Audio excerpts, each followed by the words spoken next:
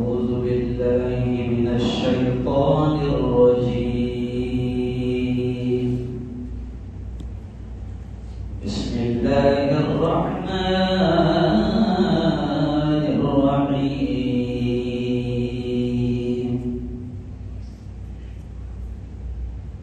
إنا أعطيناك الكوثر فصل لربك وانحر إن شانئك هو الأبتر. وقال تعالى واذكر في الكتاب إبراهيم إنه كان صديقا نبيا. وقال تعالى قال يا بني إني أرى في المنام أني أذبحك فانظر ماذا ترى. قال يا أبت افعل ما تؤمر ستجدني إن شاء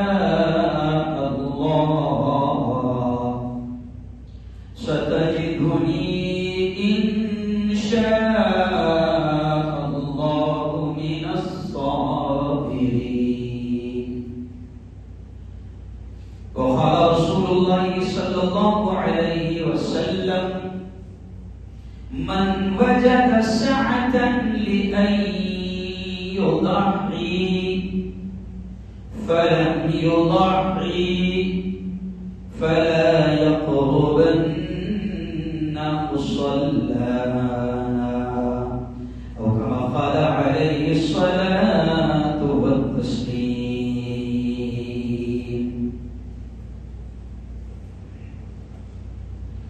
آج بھی جو براہیم سا ایمان پیدا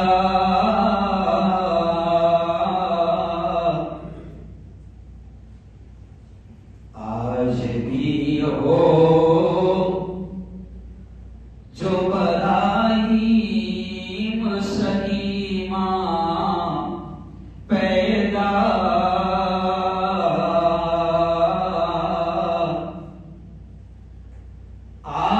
کر سکتی ہے انداز گلستان پیدا. صدق اللہ العظیم وصدق رسولہ النبی الکریم. بہت ہی قابل صد احترام میرے نوجوان دوستوں، بزرگوں اور ساتھیوں، سب سے پہلے تو ہم رب کا اس احسان پر، اس انعام پر بے انتہا شکر ادا کریں کہ اس خالق نے، اس مالک نے دوسری عید کے قریب بھی ہم سب کو پہنچا دیا. میں دعا کے الفاظ کہوں گا، سب نے آمین کہنا. میں اس لیے دعاؤں پر آمین کہنے والا ہوں کہ نہیں معلوم اللہ اس کی آمین کو قبول کر لے اور ہم سب کا بیڑا پار ہو جائے. میرے مولا تیرا احسان ہے کہ تو نے عید الفطر نصیب فرمایا. خدا بندہ تو عید الاضحیٰ، عید قربان، قربانی والا تہوار، قربانی والی عید بھی میرے مولا پوری خیریت اور پوری برکتوں کے ساتھ ہم سب کو نصیب فرما. مزہ نہیں ہے؟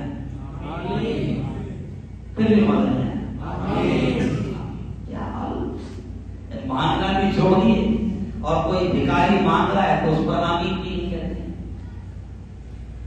مولانا ذوالفقار نقشبندی کے الفاظ یاد آ گئے اس وجہ سے کہ وہ کہتے ہیں کہ پرابلم یہی ہے کہ ہم نے اللہ سے مانگنا چھوڑ دیا ہے۔ کیا چھوڑ دیا؟ اور جہاں سے بھوٹی کوڑی نہیں مل سکتی اس کے در پر جا کر بیٹھ رہے ہیں، دادا بابا تم تو ایسے ہے، تم تو ویسے ہے، تم تو ڈھکو بھکاریوں کے پیچھے گھوم رہے ہیں۔ جو رب یہ کہتا ہے کہ انتم الفقراء، تم سب بھکاری ہو، یہ میرے الفاظ نہیں، ورنہ برا لگے گا، میں نہیں کہہ رہا ہوں برا لگے گا تو کہوں گا ڈائریکٹ اللہ میں سے ہوں گا، میں میرے الفاظ کہتے ہی اللہ کے الفاظ ہے کہ او ٹاٹا والو، او ریلائنس والو، او برلا والو، او پلاٹ والو، او بنگلے والو، انتم الفقراء، تم سب بھکاری ہو۔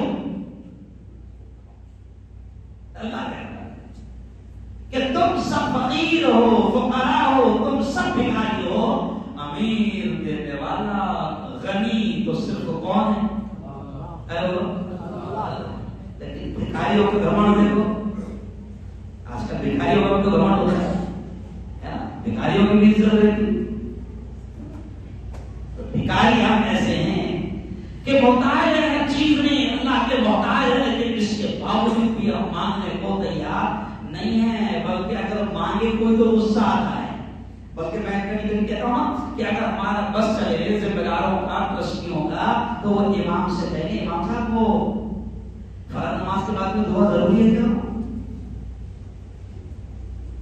تو امام تو وہی مسئلہ نہیں، ضروری تو نہیں ہے، تو کہا کیا سے مانگ رہے نہیں ضروری کہا کیا اس سے مانگ رہے وہ بھی 2-3 منٹ بڑے قیمتی ہے۔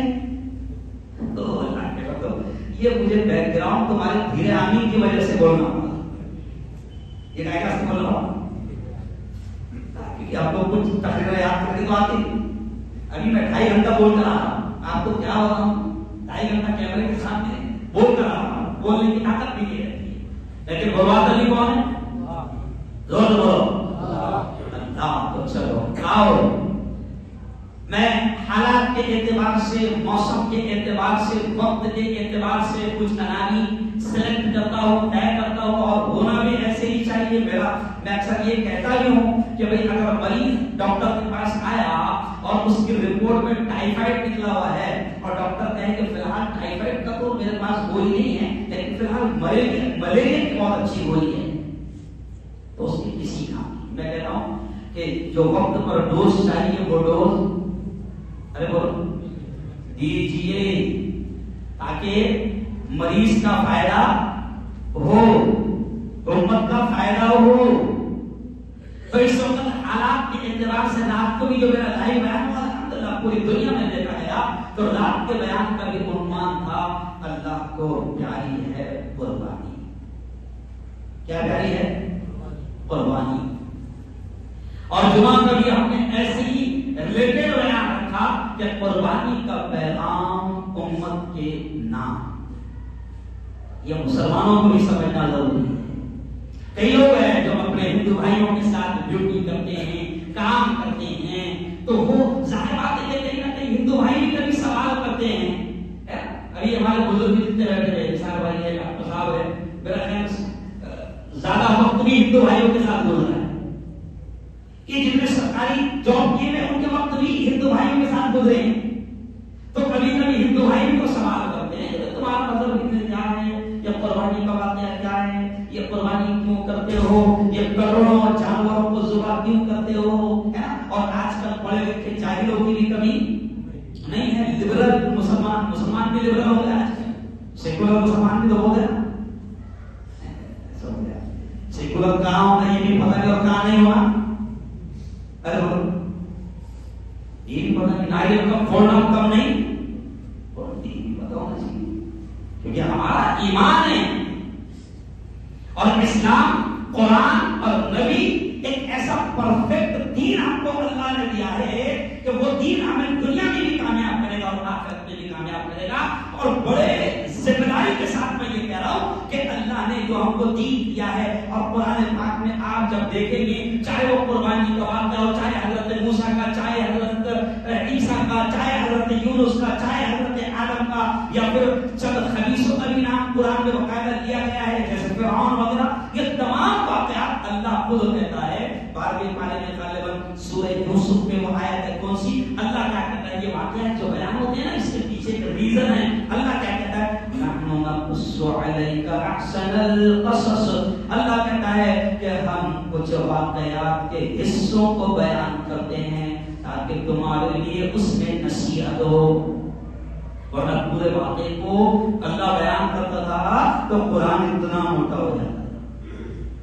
لیکن اللہ کہتا ہے موسیٰ کی زندگی کا وہ حصہ جس میں تمہارے لیے سبق, فرعون کی زندگی کا وہ حصہ جس میں تمہارے لیے عبرت, یونس کی زندگی کا وہ حصہ جس میں تمہارے لیے سبق, ابراہیم کی زندگی کا وہ حصہ جس میں تمہارے لیے سبق. تو ایسے ہی میرے بھائی کو بات میں یہاں سے شروع کر رہا ہوں کہ ابھی ہم تذکرہ کر رہے ہیں ہلکا سا, کیونکہ واقعہ تو بیان ہو ہی نہیں سکتا ہے, کسی عالم کی طاقت بھی نہیں ہے کہ وہ آدھا پونا گھنٹے میں حضرت ابراہیم کی زندگی یا حضرت اسماعیل کی زندگی کو بیان کرے. صرف میں ٹچ کر رہا ہوں کہ دیکھو قرآن پاک میں تقریباً 73 جگہ پر حضرت ابراہیم کا ذکر ہے. کتنی جگہ؟ 73 جگہ پر ذکر ہے حضرت ابراہیم. اور سب سے اہم ذکر کیا ہے کہ وہ ابراہیم کیسے نبی, کہ ایک عجیب جملہ میرا ایک عالم دین کو سن رہا تھا تو انہوں نے حضرت ابراہیم کے بارے میں کہا یہ جو قربانی ابھی ہم کریں گے نا جن کی یادگاریں ہیں تو وہ ابراہیم کے بارے میں جملہ سن لو. ایک عالم دین کہتے ہیں کہ حضرت ابراہیم ایک ایسے نبی ہے کہ جن پر سب کے سب متفق ہیں. یہودی بھی مانتا ہے, عیسائی بھی مانتا ہے, اور ہم تو مانتی ہے نا. کہیں نہ کہیں یہ دونوں نبی کے بارے میں اختلاف کرتے ہیں, لیکن ابراہیم کو سب مانتے ہیں, ابراہیم کو سب مانتی ہے. اور ابراہیم کا وہ مقام جس کی یادگار اب ہم منائیں گے کہ ابراہیم کا وہ مقام کہ اللہ نے اپنے کلام میں کیا کہا وَاتَّخَذَ اللَّهُ ابراہیم خلیلا. اللہ کہتا ہے کہ ابراہیم کو میں نے خلیل بنایا, میرا دوست بنایا, میرا فرینڈ بنایا, میرا یار بنایا. اب کتنا اونچا تھا. اللہ ابراہیم کی دوستی کا اعلان کر رہا ہے کہ ابراہیم کو میں نے یار بنایا ہے, ابراہیم میرا دوست, ابراہیم میرا فرینڈ. پچھلے ہفتے میں نے بتایا تھا کہ ابراہیم جب فرینڈ ہے تو فرینڈ ایسے نہیں بنتے ہیں. کیوں؟ اللہ نے جب خلیل بنایا, یار بنایا, دوست بنایا تو ایسے نہیں بنایا. ہم اگر کسی کو دوست بناتے ہیں یا ہم کسی سے تھوڑا سا بھی کنیکشن جوڑتے ہیں, رشتہ جوڑتے ہیں تو پوری طریقے سے ٹھوک بجا کے دیکھ لیتے ہیں. نہیں سمجھا, پورا ٹھوک بجا کے دیکھتے بات تو نہیں آئے نا, موقع پہ چھوڑ کر. ہاں, اور ابھی تو بھاگنے کے دور ہے, بات کی بوجھ میں سے بھی نکل جائے کس کو بھروسہ, تو بات تو نہیں ہے نا, سمجھ رہے آپ, چھوڑ تو نہیں دے گا. تو ابراہیم کو جب خلیل بنایا تو ابراہیم کی زندگی کو اللہ نے بیان کیا ہے کہ میرے یارو جب میں دوست بناتا ہوں تو میں ٹھوک بجا کر دیکھتا بھی ہوں. اور اللہ کہتا ہے جو میرے ٹھوک بجا کر دیکھنے میں, چیک کرنے میں جو کامیاب ہو جاتا ہے تو پھر میں اسے اپنا ولی بناتا ہوں, اپنا یار بناتا ہوں, اپنا دوست بناتا ہوں, پھر میں اس سے محبت کرتا ہوں. اور اللہ جب محبت کرتا ہے تو گریٹ محبت, بڑی محبت, ایسی محبت, حدیث میں بڑے عجیب الفاظ آتے ہیں. پھر اللہ کہتا ہے جب میں دوست بنا لیتا ہوں تو عرش کے فرشتوں کو کہتا ہوں وہ ہے نا سلام نگر میں میرا یار ہے, میں نے اسے دوست بنایا ہے. پہلا اعلان اللہ کا کرتا, یہ حدیث کے الفاظ میں اس کو جب سادے انداز میں سمجھا. اللہ کہتا ہے میرا یار ہے, وہ کہاں رہتا ہے, میرا دوست ہے. حدیث میں آتا ہے پیارے آقا نے فرمایا کہ عرش کے فرشتوں میں اس کی دوستی کا اعلان اللہ کرتا ہے. پھر عرش کے فرشتے اپنے نیچے والوں کو کرتے ہیں, پھر نیچے والوں کو کرتے ہیں, یہاں تک کہ حدیث میں آتا ہے کہ اللہ جب دوست بناتا ہے تو اپنی دوستی اور محبت کا اعلان, اس یار کا اعلان سمندر کی مچھلیوں پر چلا جاتا ہے. اور پھر وہ بھی اس سے محبت کرنے لگتی ہے. اس لیے کسی اللہ والے نے کہا کہ دوست ایسے کو بناؤ جس کی دوستی پرماننٹ ہو. کس کو بناؤ؟ جس کی دوستی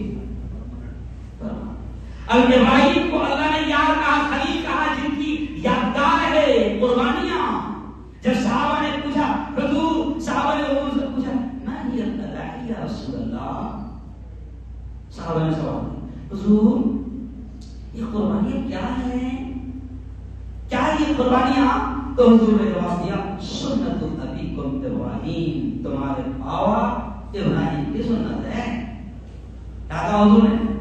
تمہارے ابا ابراہیم کی سنت ہے. تب وہ ابراہیم جن کی یادگار منائی میں کسی جھلک ان کی بتاؤ کہ جب اللہ نے دوست بنایا تو ایسے نہیں، اتنا آزمایا کہ اللہ خود کہتا ہے میں نے میرے یار کو آزمایا، اور آزمائش بھی ایسی کہ پیدا ہی اس خاندان میں، اس گھرانے میں، اس فیملی میں کر دیا کہ وہ فیملی اس وقت بتوں کی، مورتیوں کی ہول سیلر فیملی.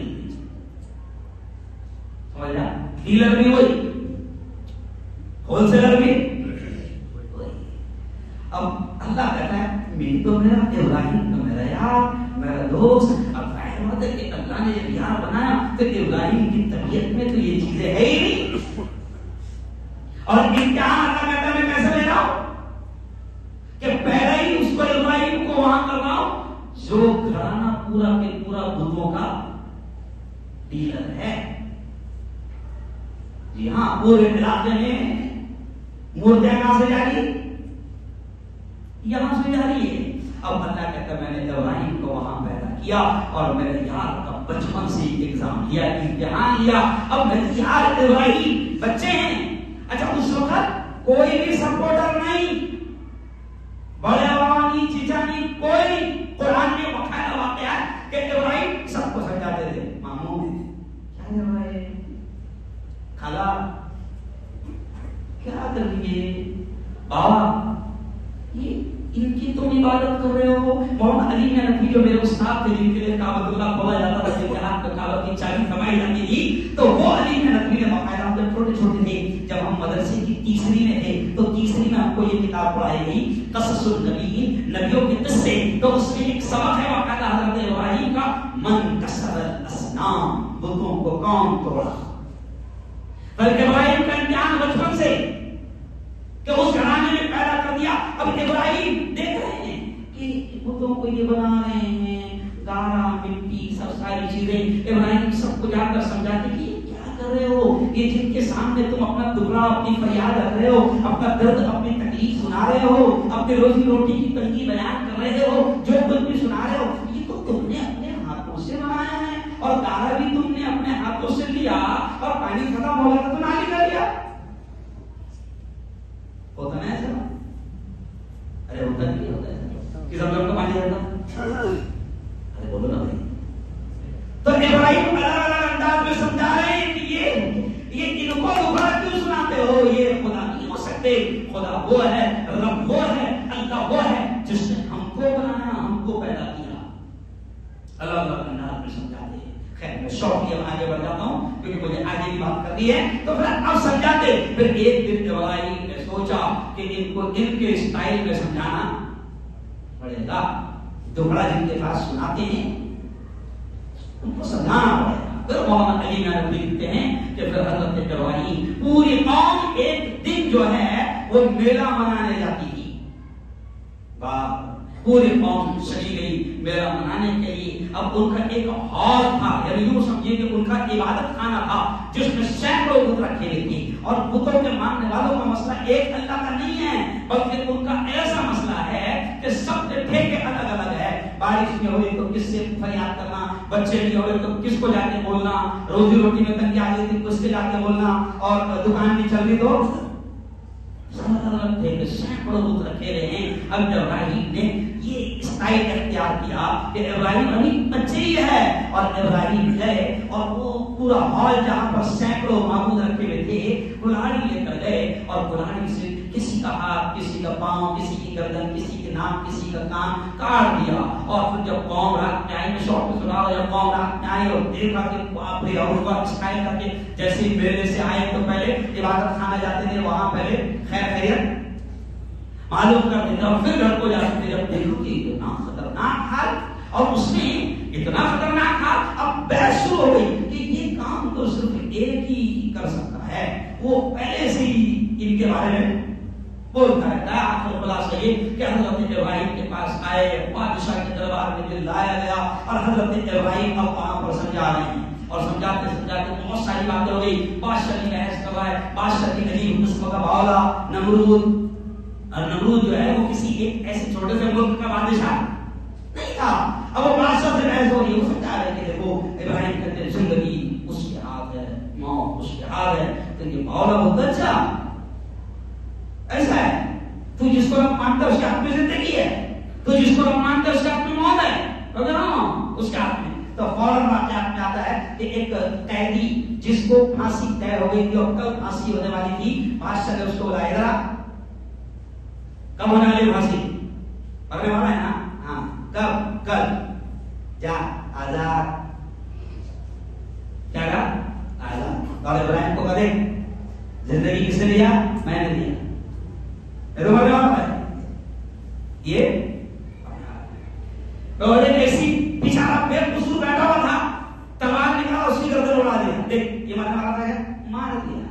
تو زندگی میں کس کے ہاتھ ہے؟ میرے ہاتھ. موت بھی کس کے ہاتھ ہے؟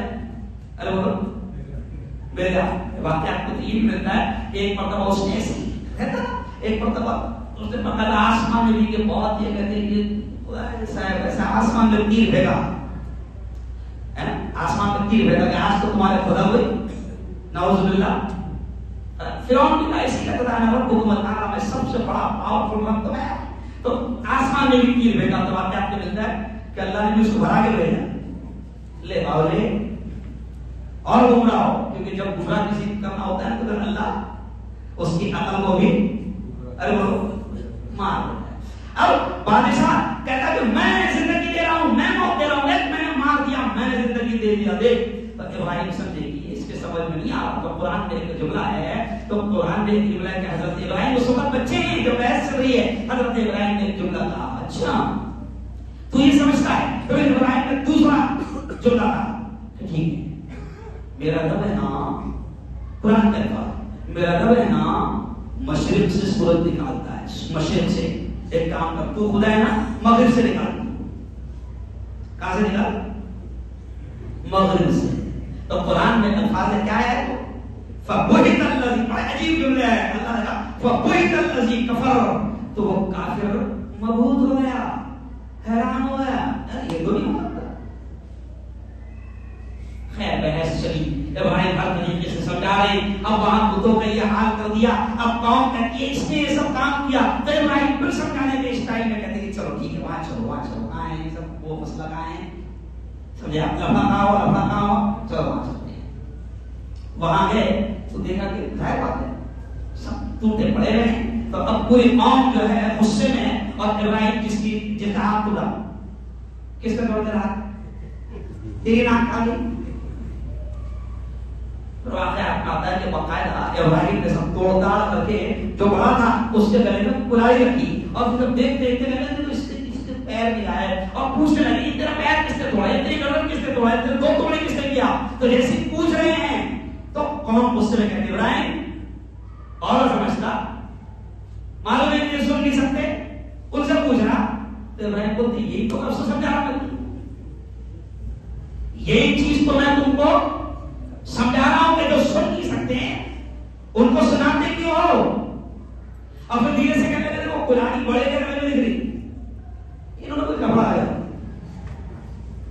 خیر خلاصہ یہ کہ ابراہیم بچپن سے دعوت دے رہے ہیں، توحید سمجھا رہے ہیں. آخر میں پہلا امتحان یہ ہوتا ہے کہ ایسی آگ ابراہیم کے لیے تیار کر لی جاتی ہے کہ سینکڑوں میل اوپر اگر پرندہ پڑے تو وہ جل کر خاک ہو جائے. خلاصہ پھر آخر میں یہ کہ اس آگ میں ابراہیم کو ڈالا جاتا ہے. جیسے ہی ڈالا جاتا ہے تو اللہ یہ حکم دیتا ہے، وہ آیت جو قرآن کی قُلْنَا يَا نَارُ كُونِي بَرْدًا وَسَلَامًا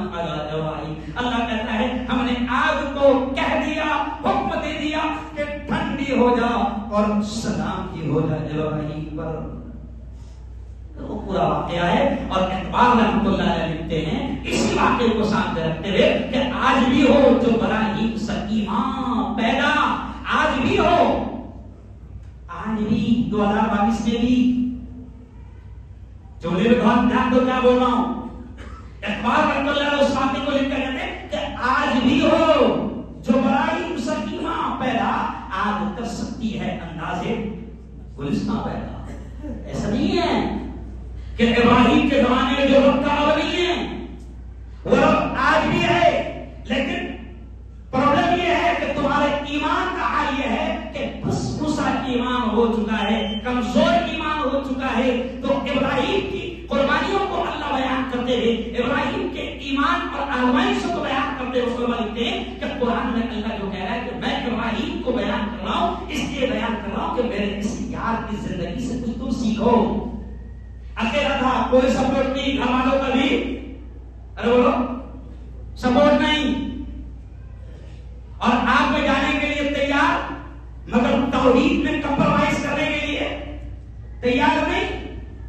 اللہ ایک ہے. تو ایسے سارے امتحانات اللہ نے ابراہیم کے لیے جس کو خلیل کہا جا رہا ہے، پھر جوان ہوئے، پھر بیوی کو چھوڑنے کا امتحان میں شارٹ میں آگے قربانی بنا ہوا، اس لیے میں تفصیل بیان نہیں کر سکتا ہوں. جس پہ سننا ہے وہ رات میں جو لائیو بیان ہوا ہے 55 منٹ کا، اس کو سن لیں تو واقعہ بہت سارا سامنے آ جائے گا پچھلے ہفتے جمعرات کا اور کل جمعرات کا. تو میں صرف شارٹ میں کہہ رہا ہوں کہ ابراہیم کا پھر جوانی میں امتحان، پھر شادی کے بعد حکم ہوا کہ بیوی کو یہاں کھلا جگہ چھوڑ دے، وہ امتحان، اور پھر اخیر میں امتحان میں ایک امتحان یہ بھی آتا ہے. میں اب آ کر قربانی میں رکوں گا کہ آخر میں ایک امتحان یہ بھی آتا ہے کہ ابراہیم کو اولاد نہیں. بعض روایتوں میں 84 سال، بعض روایتوں میں 86 سال کی عمر آتی ہے، اولاد نہیں. اور قرآن میں اب ابراہیم کی دعا کا ذکر اللہ نے کیا کہ ابراہیم دعا کر رہے ربی ہب لی من الصالحین، اے اللہ مجھے صالح، اے اللہ مجھے نیک اولاد عطا فرما. کیوں نیک اولاد؟ تو میں نے بیان میں ایک عالم دین کا تذکرہ کیا کہ وہ عالم دین کہتے ہیں کہ اس دعا پر غور کرو، صرف اولاد نہیں مانگ رہے ہیں. کون سی اولاد؟ ارے بولو صالح نیک اولاد. کیونکہ ایک بھی اگر نیک ہے تو ماں باپ کی دنیا میں بھی کام کی اور آخرت میں بھی کام کی. ورنہ ایسے ہی واقعات ہم دیکھ رہے ہیں کہ 10 ہے، 10 کما رہے ہیں لیکن باپ اور ماں کو 500 روپے کی دوا لا کر دینے کو دیا. تو خیر شارٹ میں کہہ رہا ہوں کہ علماء نے کہا کہ ابراہیم دعا مانگ رہے کہ اللہ نیک اولاد عطا فرما. پھر آتا ہے کہ اللہ نے دوسری بیوی حضرت ہاجرہ کے پیٹ سے اللہ نے حضرت اسماعیل کو جنم دیا. حضرت اسماعیل. اور پھر کیا اب بچے ہیں اور مکہ جہاں آج حاجی پہنچیں گے اور پھر یہ پورا 3 4 5 دن رہیں گے، اور پھر وہ جگہ جہاں کعبۃ اللہ ہے اور ادھر سے اس سائڈ میں پہاڑیاں کی صفا مروہ. آج تو ایسی جگہ ہے کہ اتنی اچھی جگہ نہیں اپنوں کو ملے گی نہیں. جو حاجی ہے وہ جانتے ہیں کہ وہاں تو اب تو صفا مروہ صرف نشان آتی ہے اور اب تو وہ چیز ہے نہیں. لیکن اب ایسی چاروں طرف کالے پتھر والا پہاڑ، اور اللہ ابراہیم سے کہہ رہا ہے یہاں بیٹے کو اور بیوی کو چھوڑ کے نکل جا. اب کیسا امتحان ہوگا صرف تصور کر کے جاؤ کیسا امتحان. نکل جا، بولنے کا کوئی حکم نہیں. کیوں؟ اب وہاں سے جا رہے ہیں تو بیوی پوچھتی ہے کہ کچھ نہیں، کوئی انسان نہیں، چرند نہیں، پرند نہیں، پانی کا نام و نشان کی ایسی جگہ. اب نکل رہے ہیں تو بیوی پوچھتی ہے کہاں جا رہے ہو، کہاں چھوڑ رہے ہو؟ کچھ نہیں کہتے ہیں. تیسری مرتبہ میں خود بیوی کہتی ہے کیا یہ ہمارے رب کا حکم ہے؟ تو منڈی ہلا کر سے وہ کہتے ہیں ہاں. تو بیوی بھی کیسے ایمان والی، وہ کہتی ہے رب کا حکم ہے تو خلیل کو جلیل کا حکم ہے تو وہی رب پھر ہم کو بھی سنبھالے گا. اور پھر ایسا سنبھالا اور پھر جبرائیل نے کہا کہ ابراہیم کے اس اولاد کے ذریعے سے اللہ اپنے گھر کو یہاں پہ تعمیر کروائے گا اور بستی آباد ہوگی. اور آج ایسی بستی آباد ہوئی کہ جہاں پانی کا قطرہ نہیں تھا وہاں سے پھر اسی اسماعیل کے قدموں سے ایسا پانی اللہ نے جاری فرمایا کہ دنیا کا کوئی گاؤں ایسا نہیں ہے جہاں پر زمزم نہ پہنچا ہو. ہے کوئی گاؤں ایسا پانی نکلا. اور آج تک سائنس اس کے بارے میں یہ کہہ رہے کہ زمین میں آج تک اس سے اچھا پیور اور کوالٹی والا پانی ہے نہیں. اور آج تک کبھی خبر بھی نہیں آئی کہ اتنے کنویں سے اتنا پانی نکل رہا ہے. لاکھوں حاجی پی رہے ہیں, لا رہے ہیں, لیکن کبھی خبر نہیں آئی کہ پانی ختم ہو گیا. مئی کا مہینہ اس لیے ختم. اور ابراہیم نے دعا کی جاتے جاتے بچوں کو چھوڑ رہے ہیں, دعا کی ابراہیم نے جاتے جاتے اے اللہ یہاں آباد آباد سرسبز و شاداب فرما. کیوں؟ اور پھر حضرت ابراہیم کی وہ دعا بھی قرآن میں ذکر ہے, اللہ ان کو پھل فروٹ سب. تو میں نے پچھلے بیان میں کہا تھا کہ اب اگتا وہاں پر کیلے وہاں نہیں اگتے, مگر نمبر 1 کے جلگاؤں کے کیلے کہاں جاتے, نمبر 1 کا سیب کہاں جاتا.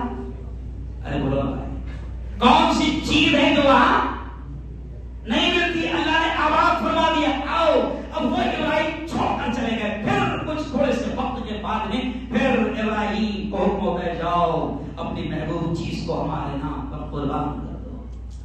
بس اب یہی سے بات کو میں سمیٹوں گا.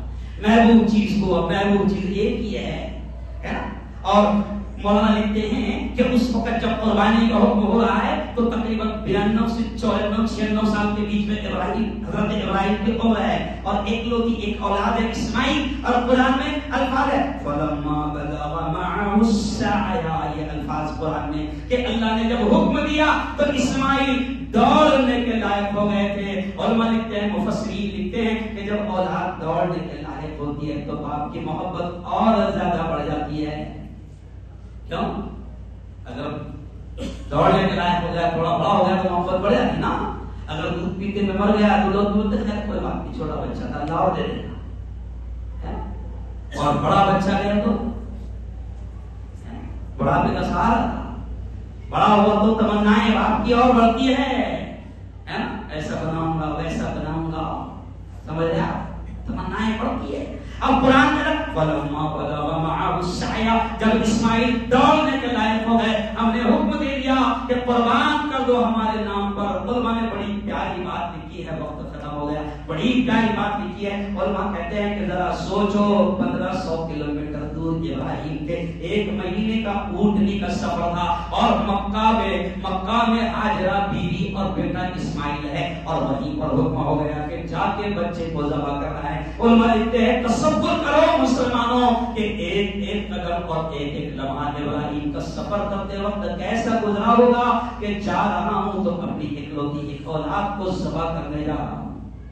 کیسا گزرا اکلوتی اولاد. پھر مختصر یہ کہ جب پہنچتے ہیں تو قرآن میں وہ بھی ہے کہ پہنچنے کے بعد بیٹے سے کہتے ہیں, قرآن نے بڑا عجیب انداز میں بیان کیا, بیٹے سے کہتے ہیں انی ارا قال یا بنیا, اے میرے بیٹے انی ارا, میں دیکھ رہا ہوں فی المنام, خواب میں انی ارا فی المنام انی اذبحک, میرے بیٹے میں خواب میں دیکھ رہا ہوں کہ میں تجھے ذبح کر رہا ہوں. فانظر ماذا ترى, میرے بیٹے بتا تیری کیا رائے ہے, تیرا کیا کہنا ہے. بیٹے سے کہتے تو میں پچھلے جو میں جملہ شاید کہا تھا کہ ہمارے جیسے نالائق والا ہوتی تو ہم کیا بولتے, بابا خواب ہے وہ بہت بتا کیا دیکھے تم نے, ارے بولو نا, خواب دیکھے بابا اور خواب میں کچھ بھی نہیں کرنا. ارے وہ اسماعیل جس بیٹے سے پوچھ رہے ہیں کہ میں تجھے دیکھ رہا ہوں, ارے وہ اسماعیل بھی کیا جواب دے سکتا ہے, کیونکہ اسماعیل بھی وقت کا نبی اور اسماعیل ایسے نبی کہ جن کی نسل میں پیدا ہوئے محبوب خدا محمد, ارے زور سے بولو رسول اللہ, تو کیا جواب دے گا. کیوں اقبال نے بڑے اس جواب کو اقبال نے شعر میں کہا, اقبال رحمۃ اللہ نے اس کو بھی شعر میں کہا کہ وہ فیضان نظر تھا یا مکتب کی کرامت تھی,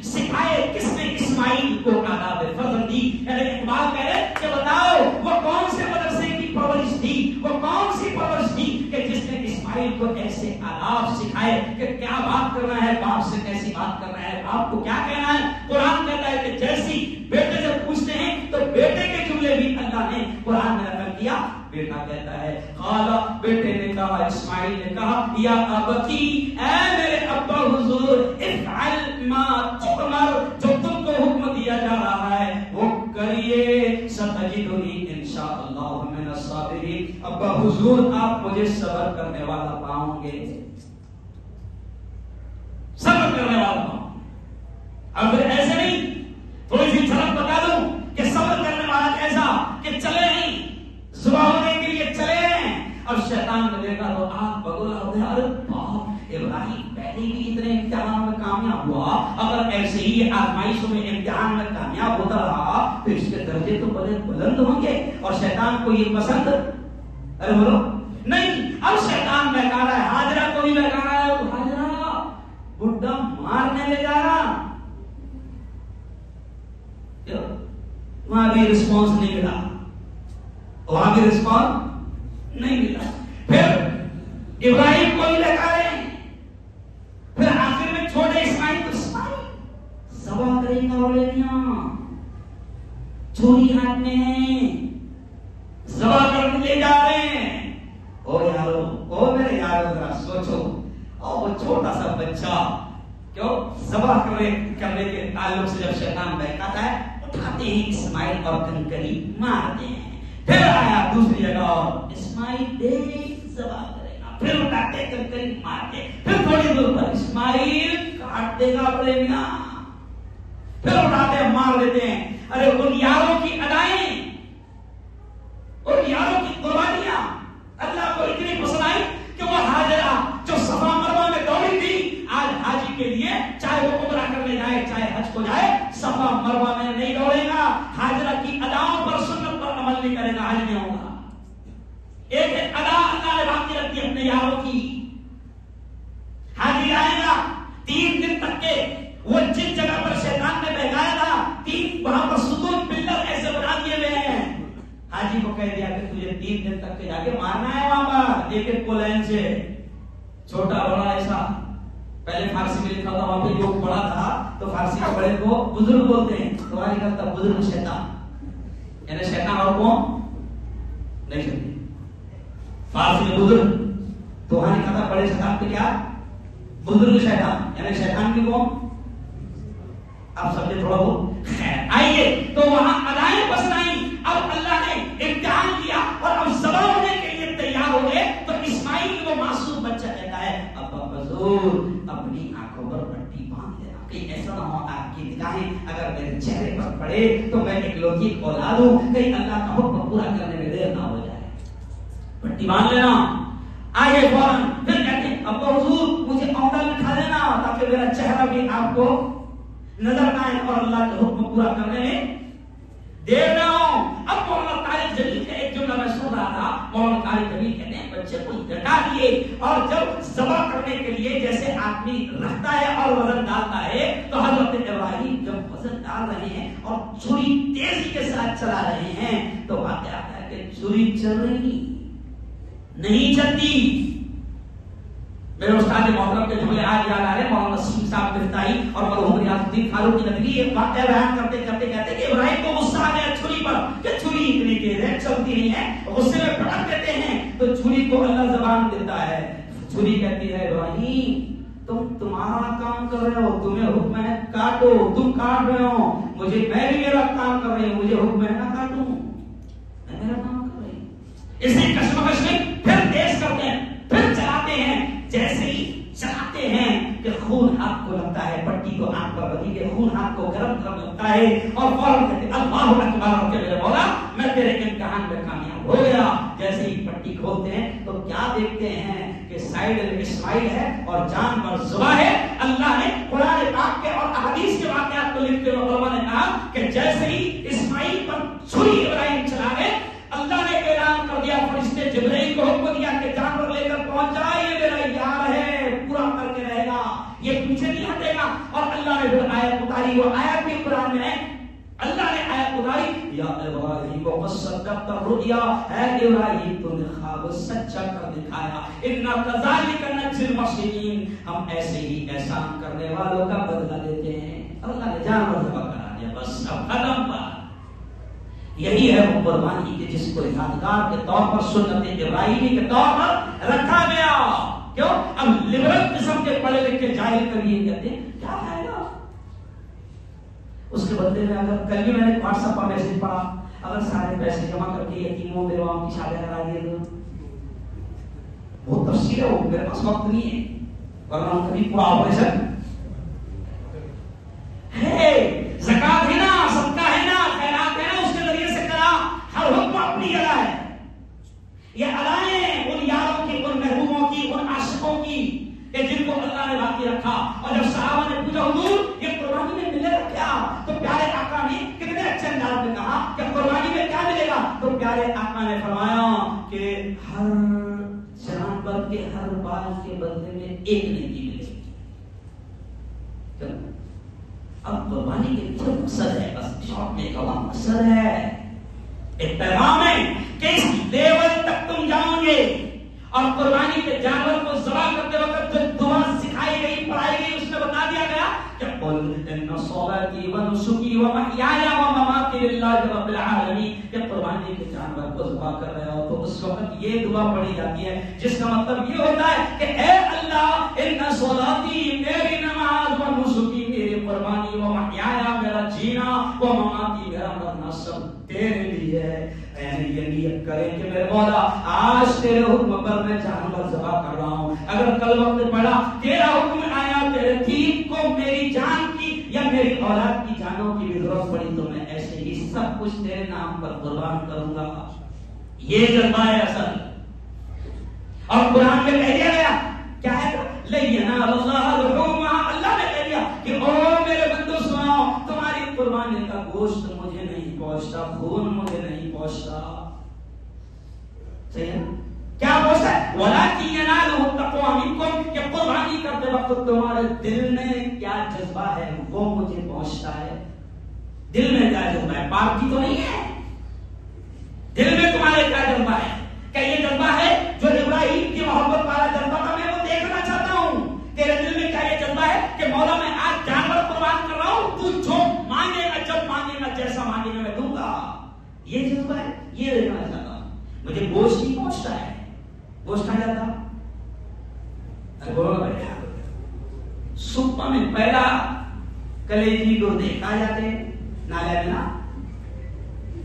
گوشت تمہارے میرے پیٹ نہیں، چمڑوں پہ جھگڑے، چمڑوں پہ جھگڑے، خون نالی میں اللہ کو کیا جا رہا، وہ جذبہ۔ آج مسلمانوں آخر جملہ کہوں گا کہ قربانی مالدار پر واجب ہے، اور نبی پاک کے جملے سنو کتنے سخت جملے، پیارے آقا نے فرمایا من وجد ساعتا لأن یضاحی، کہ جو قربانی کی طاقت رکھتا ہے، تو طاقت رکھتا ہے تو واجب، نہیں دیا اللہ نے تو ضروری نہیں کرنا، کیوں؟ اب اللہ کہتا ہے اللہ کے نبی کی زبان سے من وجد ساعتا، اے محمد کہہ دو کہ جو قربانی کی طاقت رکھتا ہے، فلم یضاحی، اور قربانی نہ کرے، فلا یقربن مصلانا، وہ ہماری عیدگاہ کے قریب بھی نہ آئے، اندر نہیں۔ قربانی کی طاقت رکھتے ہوئے قربانی نہیں کرتا تو قریب کیا لفظ ہے کہ عیدگاہ کے قریب بھی نہیں آنا، سالات نگر ایجنڈا جو بول لی نہیں سمجھے بھی مثال، باؤنڈری پہ بھی نہیں آنا قبرستان کی۔ اگر قربانی کی طاقت، آپ اندازہ لگائیں کہ کتنا اہم اللہ کا یہ ارے بولو حکم ہے، اور اللہ کا سسٹم ہے۔ کبھی آؤں گا تو سمجھاؤں گا کیا چلتا ہے، کیسے سسٹم وہ اللہ چلاتا ہے، زکات پہ کیسے سسٹم چلتے ہیں، قربانی پر کیسے سسٹم چلتے ہیں۔ اللہ کی قدرت اور اللہ کے سسٹم کو ہم شارٹ میموری لوگ نہیں سمجھ سکتے ہیں، وہ اس کا بڑا سسٹم ہے۔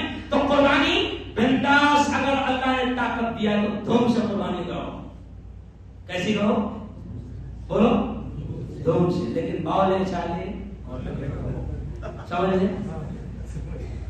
اور باولے چالے کی ڈیٹیل بتانے کی ضرورت نہیں نہیں ہے کہ باولے چلے اس کو بولتے ہیں ڈیٹیل بتانے کی. دھوم سے قربانی کرو. 9 نمبر مائن اللہ نے مال دیا ہے, بالکل بنداس قربانی کرو, لیکن جو چیزیں آپ کے میرے لیے نقصان دہ ہو سکتی ہے اس کا بھی پورا احتیاط اور پورا خیال رکھو. قربانی کے جانوروں کے فوٹو سوشل میڈیا پر اور کاٹتے ہوئے فوٹو اور ویڈیو سوشل میڈیا پر ڈالنے کی بے وقوفی مت کرو. اللہ کے حکم پر, نبی کے حکم پر عمل کرو, سنت ابراہیمی کو بالکل ادا کرو, اور اس کا جو جذبہ ہے, آج کے جملہ کہوں گا تو وہ جذبہ پیدا کرو. اور میں سمجھتا ہوں کہ آج کے دور میں تو ابراہیم کا جذبہ پیدا ہونے کی زیادہ ضرورت ہے. کیوں؟ کیونکہ ابھی ایمان کیا ہوا ہے, ایک دم کھوکھلا, ایک دم کمزور. تو وہ ابراہیم کا ایمان پیدا کرو کہ اکیلے ہے اور سامنے خاصدار صاحب نہیں ہے. نمرود پوری دنیا کا بادشاہ ہے, کسی ملک کا پیر نہیں ہے, پوری دنیا کا بادشاہ ہے, اور اس سے ٹکراتے ہوئے کہہ رہے ہیں کہ اللہ ایک ہے اور اللہ ایسا ہے. اللہ ایسا ہے, آگ میں ڈال رہا ہے, کوئی بات نہیں, چلے جانے کو تیار, اللہ قبول کر رہا ہے, امتحان میں کامیاب ہو رہے. ابراہیم سے پوچھا گیا بعد میں, کیوں کہ بھائی سب سے اچھے دن زندگی کے کون سے گزرے, تو حضرت ابراہیم کہتے ہیں جو آگ میں تھے, کیونکہ وہاں ٹھنڈی کس نے کروایا تھا, ہے نا. تو دیکھیے انشاءاللہ قربانی. ارے بولو اچھا, کس کس پر قربانی واجب ہے, چلو ہاتھ اٹھاؤ, کس کس پر واجب ہے, ہاتھ اٹھاؤ. ابھی میں بول رہا ہوں, کیا بول رہا ہوں سنو ذرا. میرے جو چھوٹے چھوٹے کلپ آتے ہیں 15 سیکنڈ 10 سیکنڈ 20 سیکنڈ کی, تو پرسنل کلپ آئی میری بہت وائرل ہوئی. تو اس میں نے یہ کہا تھا کہ ہاتھ میں آئی فون ہے, ہاتھ میں آئی فون ہے, 1 لاکھ روپے کا آئی فون ہے, 30-30 ہزار کے اینڈرائڈ موبائل ہے, اور دھیرے سے کہہ رہے ہیں ایسا قربانی کی گنجائش نہیں, 30,000 کا فون ہے اور 3,000 کی بھی گنجائش نہیں. ایسا نہیں پورے جانور تجھے ذبح کرنا ہے. اگر پورے جانور ذبح کرنے کی طاقت کی ایک حصہ تو لے, کم از کم اس سنت پر عمل تو کر. تو اللہ سے میں دعا کرتا ہوں اللہ تعالی ہم سب کو قربانی کرنے کی توفیق, قربانی کرنے کی ہمت بھی نصیب فرمائے. بولو تو آمین, ہے نا. اور اللہ سے میں یہ بھی دعا کرتا ہوں کہ جیسے پہلے چہل پہل رہا کرتی تھی, گھروں میں باہر نہیں آئے, باہر نہیں, تو کم از کم اللہ گھروں میں چہل پہل کروائے, ہر جگہ قربانی کا جذبہ پیدا ہو. اور ہر آدمی, اگر میرے گھر میں 5 لوگ ہیں اور 5 مالدار ہیں, 5 کما رہے ہیں, 5 بھائی ہیں, تو سب مل کے ایک بکرا نہیں کریں گے, کیونکہ کچھ لوگ کیسے کرتے ایک کر کے اور تمہارا قربانی ہو. اکیلا تو مالک ہے, تو بھی اکیلا کما رہا ہے, سب کے چولہے ہیں کہ نہیں الگ الگ, ہے نا. تو الگ الگ نوٹا سب کے ہے نا, الگ الگ نوٹا کہ ایک جگہ آپ کو جمع ہوتے ہیں, نوٹا ایک جگہ ہو جائے گا, تو الگ الگ نوٹا ہے کہ نہیں, تو الگ الگ مالک ہے, اور الگ الگ مالک ہے تو سب پر واجب ہے. اللہ تعالیٰ اس پیارے ملک میں امن چین نصیب فرمائے, اور اس سال کے قربانی کو بھی اللہ خیریت اور عافیت کے ساتھ مکمل فرمائے. آمین.